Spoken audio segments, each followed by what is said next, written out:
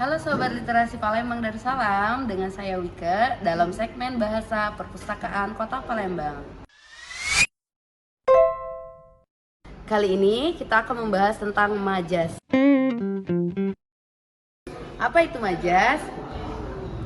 Majas adalah salah satu bentuk gaya bahasa yang digunakan sehingga kalimat dapat semakin hidup dan menarik. Umumnya, majas digunakan dalam penulisan karya sastra, baik lisan maupun tulisan. Konon, penggunaan majas sudah digunakan pada era Yunani kuno. Tujuan penggunaan majas dalam kalimat tentu agar kalimat tersebut semakin estetik. Jika ingin menambahkan seni di dalam tulisan, maka seseorang perlu untuk bermain dengan kata-kata.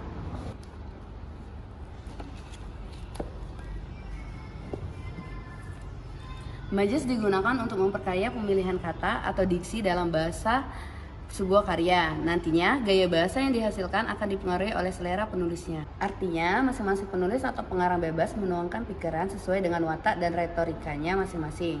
Sehingga bisa juga dikatakan bahwa majas adalah cara pengungkapan pikiran melalui bahasa yang khas yang memperlihatkan jiwa keberbedaan penulis tersebut. Ada banyak ragam majas yang kita ketahui. Pada kesempatan ini, kita akan mengupas tentang perbedaan antara majas metafora dengan personifikasi serta beberapa contohnya. Majas metafora dan personifikasi termasuk jenis majas perbandingan. Majas perbandingan merupakan gaya bahasa yang membandingkan atau menjadikan antara satu objek dengan objek lainnya. Majas metafora adalah penggunaan kata atau kelompok kata bukan dengan arti sebenarnya, namun sebagai kiasan yang berdasarkan persamaan atau perbandingan. Sedangkan majas personifikasi adalah gaya bahasa menggunakan perlambang benda mati sebagai benda hidup. Majas metafora menggunakan kata penghubung untuk menyamakan perbandingan pada suatu objek dengan objek lainnya. Sementara majas personifikasi tidak menggunakan kata penghubung dalam mengibaratkan benda mati agar seolah-olah hidup atau menyerupai manusia. Sobat, majas personifikasi berfungsi memberikan gambaran yang lebih nyata dalam melukiskan situasi sehingga memberikan bayangan yang konkret. Majas metafora menggunakan kata atau kelompok kata pada objek tertentu, meski demikian bukan dengan arti yang sebenarnya ya. Diketahui kiasan digunakan mampu mengacu pada persamaan atau perbandingan sifat yang dimiliki objek tertentu. Sedangkan majas personifikasi meletakkan sifat manusia pada benda mati sehingga memiliki sifat seperti benda hidup ya sob.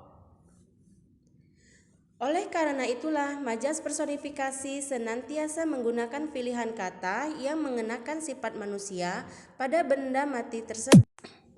Contoh majas metafora dan personifikasi. Majas metafora, Raja Siang menampakkan dirinya dari ufuk timur. Raja Siang diartikan sebagai matahari. Perpustakaan merupakan gudang ilmu. Gudang ilmu dimaknai sebagai sumber ilmu. Sinta sering menjadi buah bibir di kampus. Buah bibir memiliki arti sebagai bahan pembicaraan. Majas personifikasi, badai mengamuk di pemukiman warga. Mengamuk memiliki sifat manusiawi atau seolah-olah dilakukan manusia. Mobil itu meraung-raung di kubangan lumpur. Meraung-raung tersebut kata yang menggambarkan sifat manusia. Malam itu rembulan mengintip di balik awan. Kata mengintip diartikan seolah-olah bulan memiliki sifat seperti manusia. Itulah informasi tentang perbedaan majas, metafora, dan personifikasinya. Sobat, semoga bermanfaat dalam penulisan karya sastra kelak. Teruslah berkarya agar kita berjaya. Salam literasi, literasi untuk kesejahteraan.